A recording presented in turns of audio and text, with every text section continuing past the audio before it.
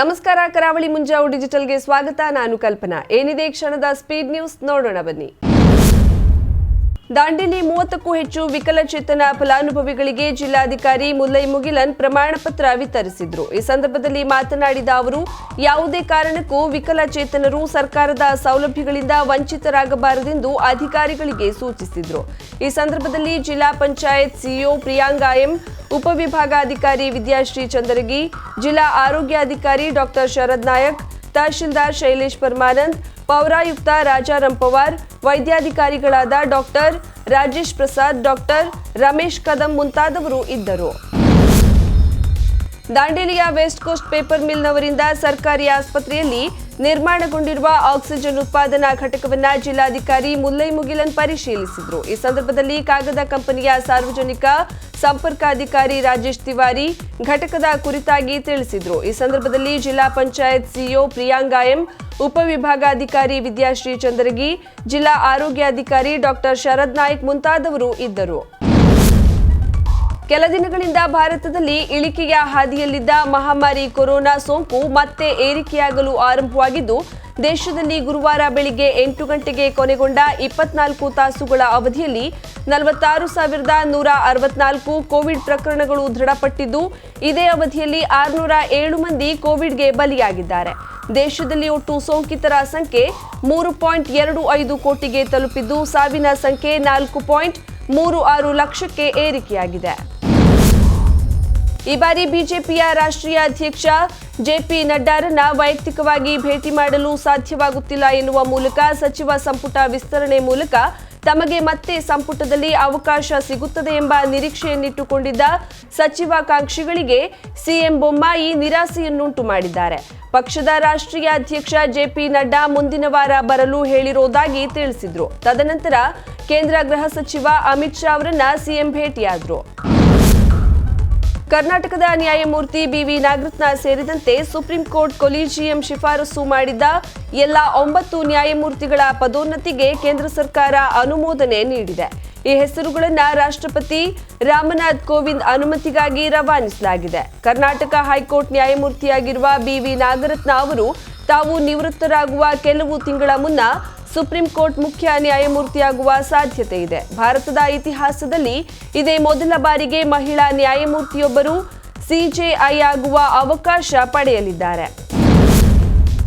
ರಾಜ್ಯದಲ್ಲಿ ವರ್ಷದಿಂದ ಸ್ಥಿರತೆ ಕಾಯ್ದುಕೊಂಡಿದ್ದ ಅಡಿಕೆಗೆ ಬಂಪರ್ ಬೆಲೆ ಬಂದಿದ್ದು, ಕ್ವಿಂಟಾಲ್ಗೆ 38 ರಿಂದ 40 ಸಾವಿರವಿದ್ದ ಅಡಿಕೆ ಬೆಲೆ ಇದೀಗ 50,000 ರೂಪಾಯಿ ಗಡಿಯತ್ತ ಸಾಗಿದೆ. ಮಲೆನಾಡಿನ ಪ್ರಮುಖ ವಾಣಿಜ್ಯ ಬೆಳೆಯಾಗಿರುವ ಅಡಿಕೆಗೆ ಬೆಲೆ ಏರಿಕೆಯಾಗಿರುವುದರಿಂದ ಬೆಳೆಗಾರರು ಫುಲ್ ಖುಷಿಯಾಗಿದ್ದಾರೆ. ಇಂಡೋನೇಷಿಯಾ, ಮಲೇಷಿಯಾದಿಂದ ಬರುತ್ತಿದ್ದ ಕಳಪೆ ಅಡಿಕೆ ಸ್ಥಗಿತವಾಗಿದ್ದು, ಕೆಲ ಗುಟ್ಕಾ ಕಂಪನಿಗಳು ರೈತರಿಂದಲೇ ನೇರ ಅಡಿಕೆ ಖರೀದಿಗೆ ಇಳಿದಿದ್ದಾರೆ. 50 ಅಥವಾ ಅದಕ್ಕೂ ಹೆಚ್ಚಿನ ಹಾಸಿಗೆ ಹೊಂದಿರುವ ಎಲ್ಲ ಖಾಸಗಿ ಆಸ್ಪತ್ರೆಗಳು ಕನಿಷ್ಠ ಮಟ್ಟದ ಮಿನಿ ಆಕ್ಸಿಜನ್ ಪ್ಲಾಂಟ್ ಅನ್ನು ಕಡ್ಡಾಯವಾಗಿ ಹೊಂದಿರಬೇಕೆಂದು ಆಸ್ಪತ್ರೆಗಳಲ್ಲಿ ಕನಿಷ್ಠ ಮಾನದಂಡಗಳ ಅನುಷ್ಠಾನಕ್ಕಾಗಿ ರಾಷ್ಟ್ರೀಯ ಸಮಿತಿಯ ಅಡಿಯಲ್ಲಿರುವ ಸರ್ಕಾರಿ ಸಮಿತಿ ಶಿಫಾರಸು ಮಾಡಿದೆ.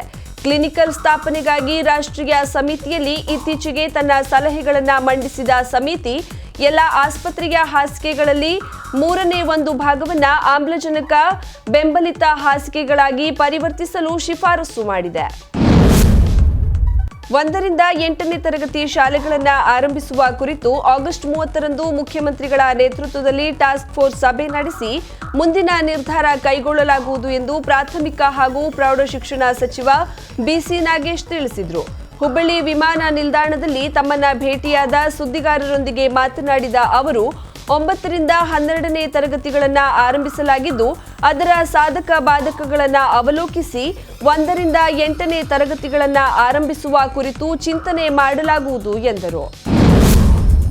ಕಾಡು ಅಣಬೆ ಕೀಳಲು ಅರಣ್ಯಕ್ಕೆ ಹೋದಾಗ ಕರಡಿಯೊಂದು ದಾಳಿ ನಡೆಸಿದ ಪರಿಣಾಮ ವ್ಯಕ್ತಿಯೊಬ್ಬ ಗಾಯಗೊಂಡ ಘಟನೆ ಮುಂಡಗೋಡ್ ತಾಲೂಕಿನ ಕಾತೂರು ಗ್ರಾಮ ಪಂಚಾಯತ್ ವ್ಯಾಪ್ತಿಯ ಆಲಳ್ಳಿ ಗ್ರಾಮದಲ್ಲಿ ಜರುಗಿದೆ. ಧರ್ಮಣ್ಣ ಮಾರುತೆಪ್ಪ ಖಂಡೋಜ್ ಗಾಯಗೊಂಡ ವ್ಯಕ್ತಿಯಾಗಿದ್ದು, 3-4 ಜನರು ಸೇರಿ ಅಣಬೆ ಕೀಳಲು ಹೋದಾಗ ಈ ಘಟನೆ ಜರುಗಿದೆ. ಸಣ್ಣ ಪುಟ್ಟ ಗಾಯಗಳಾಗಿದ್ದು ತಾಲೂಕು ಆಸ್ಪತ್ರೆಗೆ ದಾಖಲಿಸಿ ಚಿಕಿತ್ಸೆ ನೀಡಲಾಗುತ್ತಿದೆ. ಯಲ್ಲಾಪುರ ತಾಲೂಕ್ ಪಂಚಾಯತ್ ಸಭಾಭವನದಲ್ಲಿ ಸಾಲಿನ ಜಮಾಬಂದಿ ಸಭೆ ನಡೆಸಲಾಯಿತು. ಸಭೆಯ ಅಧ್ಯಕ್ಷತೆಯನ್ನ ಡಿಡಿಪಿಐ ದಿವಾಕರ ಶೆಟ್ಟಿ ವಹಿಸಿದ್ರು.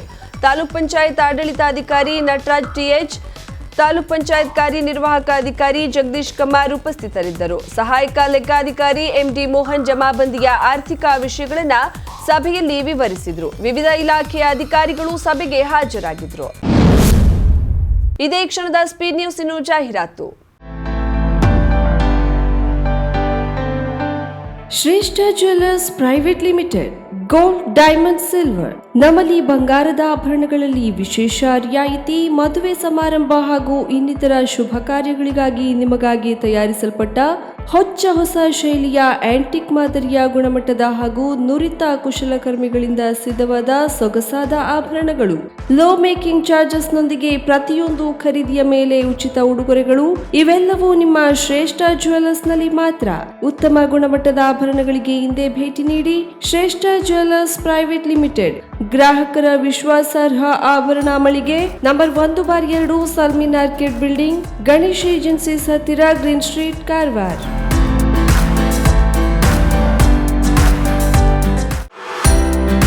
ಕರಾವಳಿ ಮುಂಜಾವು ಡಿಜಿಟಲ್ ಯೂಟ್ಯೂಬ್ ಚಾನೆಲ್ನ ಸಬ್ಸ್ಕ್ರೈಬ್ ಮಾಡಿ, ಬೆಲ್ ಐಕಾನ್ನ ಕ್ಲಿಕ್ ಮಾಡಿ.